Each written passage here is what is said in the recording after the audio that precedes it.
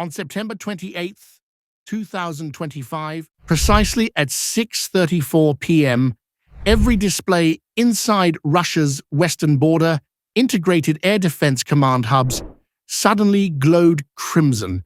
What unfolded was no ordinary strike from a single front. Instead, it was a meticulously timed assault hammering three distinct oblasts, Kursk, Belgar, and Bansk, at once.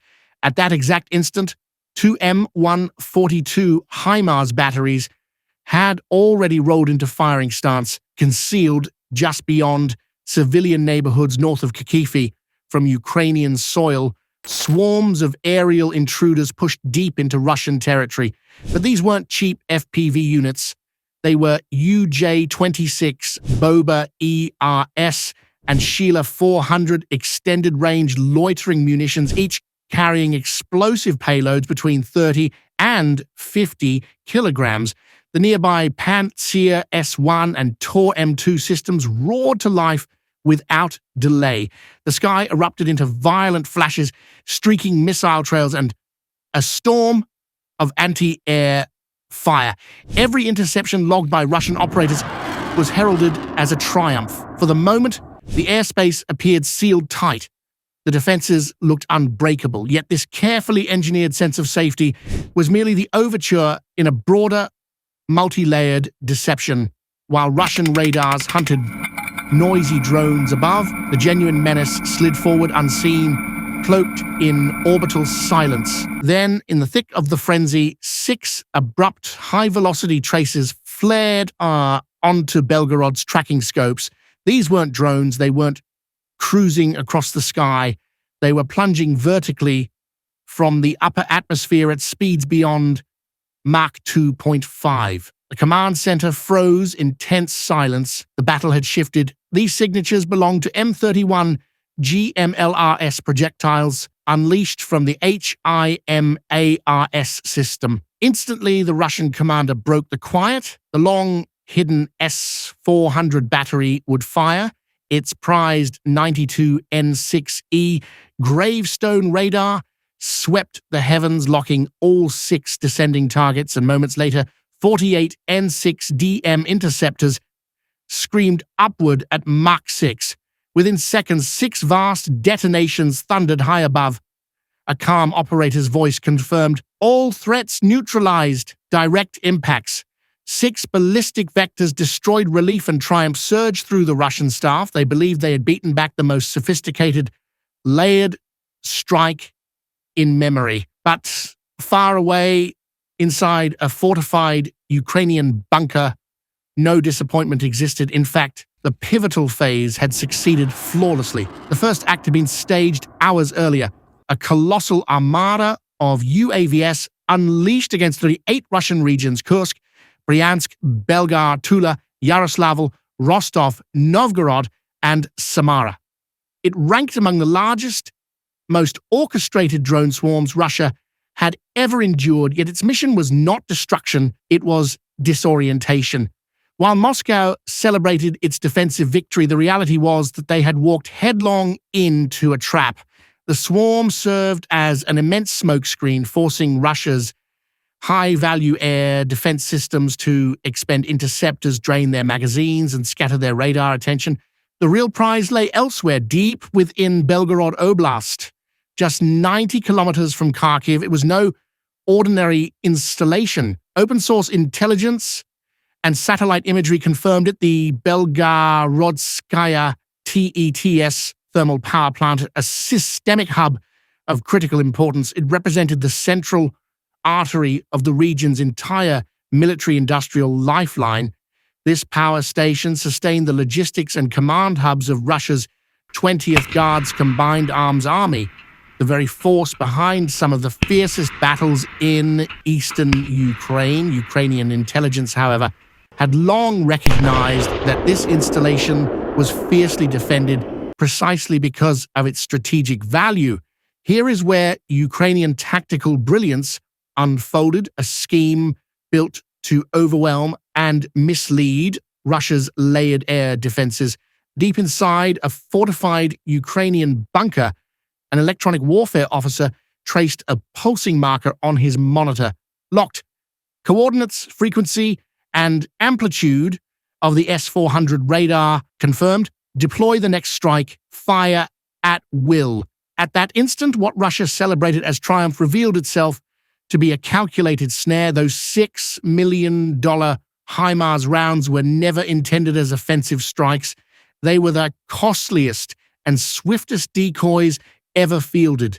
Their objective was not destruction, but provocation, forcing the hidden S-400 to engage, exposing its location, its identity, and its electronic signature. That single action tore We pretty much run the show here in combat. Through Russia's protective shield. The S-400's exact position and radar profile were instantly relayed to another HIMARS unit stationed far away, and to the long-range kamikaze drones UJ-26 Bobas already closing in. The real hunt was now underway. At precisely 1846, a second HIMARS battery, waiting in complete silence, received the updated firing coordinates. 6 rockets surged skyward, locked onto the true objective, either a system mid-reload or caught in its post-engagement recalibration phase, the vulnerable Belgorodskaya thermal plant, the beating core of the oblast's energy grid. When this fresh salvo launched, the atmosphere of triumph inside Russia's command posts froze into dread. 6 new high-speed traces lit up the radars. A second wave was inbound. Alarms blared.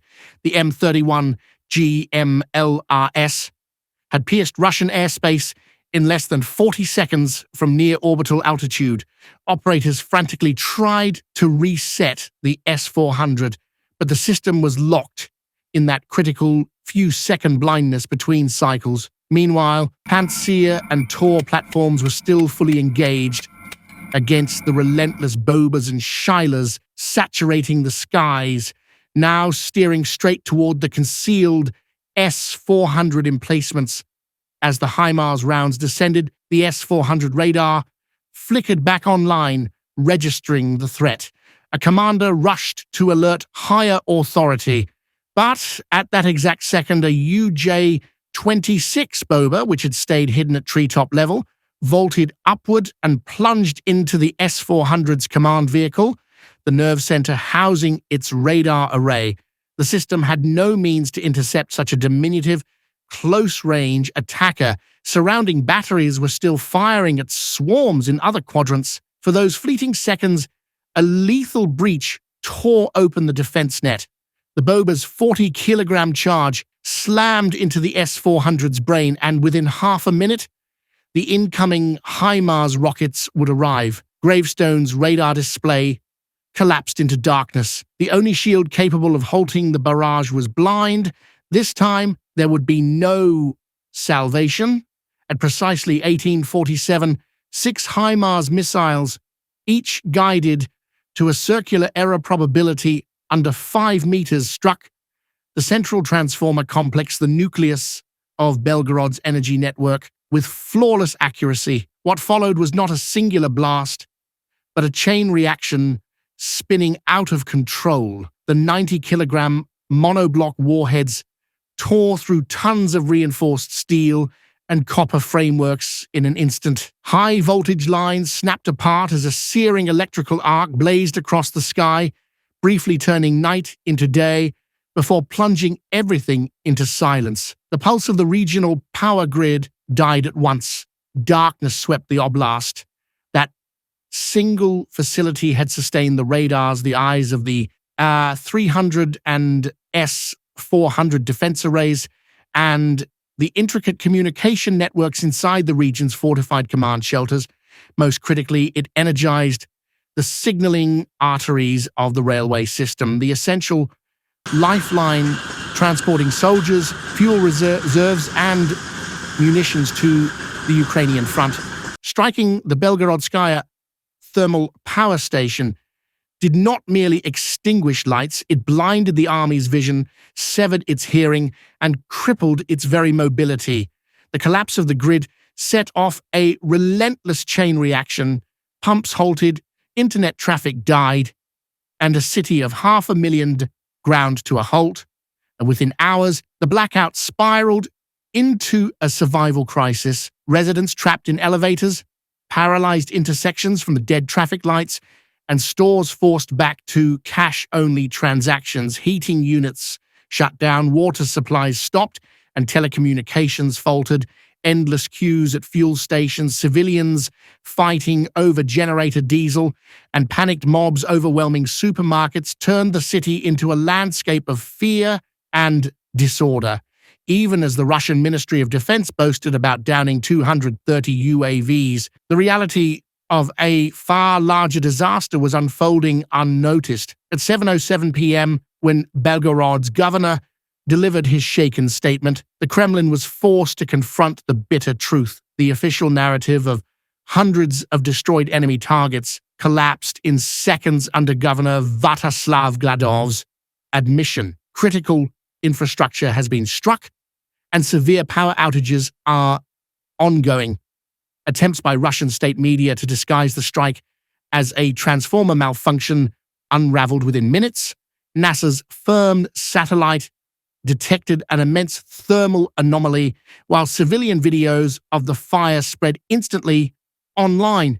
What unfolded was nothing less than a carefully orchestrated military symphony where more than 230 drones existed, only to clear the skies so a handful of HIMARS rockets could land. And when those rockets did strike, they obliterated not merely a power station, but Russia's aura of untouchability. Ukraine's precision strike against the Belgorodskaya plant on September 28th, 2025, entered history as a turning point of the war. The consequences extended far beyond destroyed transformers and a blacked-out metropolis. It marked the structural collapse of an entire defense model and shattered the foundation of Russian military doctrine. The continuous, steady flow of energy from the plant was the backbone of the entire military superstructure in the region. Once that current failed, ammunition depots, armored vehicle repair hangars, electronic surveillance hubs, and, most crucially, the forward command centers orchestrating troops were instantly swallowed in silence and darkness. Backup generators did exist, but their limits were glaring. No generator could keep the massive S-400 radar dishes spinning for hours on end, nor could they simultaneously sustain satellite communication terminals and the sprawling barracks housing thousands of troops. That night, Russia's leadership found themselves hurled backward in time from the hyper-connected 21st century battlefield into the dim, analog war-fighting of the 20th. Encrypted networks went down, real-time command feeds went blank, and streams of frontline intelligence were severed in an instant, as though the army's brain had been deprived of oxygen. The industrial machine supporting the war effort seized up as well. Factories in and around Belgorod, hastily converted since the invasion into hubs for ammunition, spare parts, and battlefield repairs, ground to a halt. Sites like the Karachevki Elektrael plant in the Bryansk region, targeted earlier for its production of critical electrical connectors, had been vital to both military and civilian infrastructure. The blackout was a crowbar jammed into the gears of this vast manufacturing engine.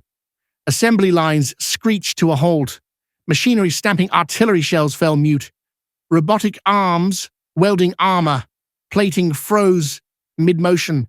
Modern arms industries rely on uninterrupted high-quality energy. Generator power is unstable.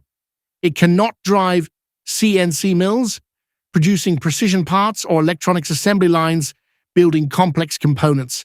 Every passing hour meant hundreds fewer artillery shells, dozens fewer vehicles repaired, and tons less ammunition feeding the Russian front. But the most catastrophic domino fell upon the railway grid, the steel spine of Russian logistics. Military doctrine relied almost entirely on trains to move vast quantities of supplies and men across long distances.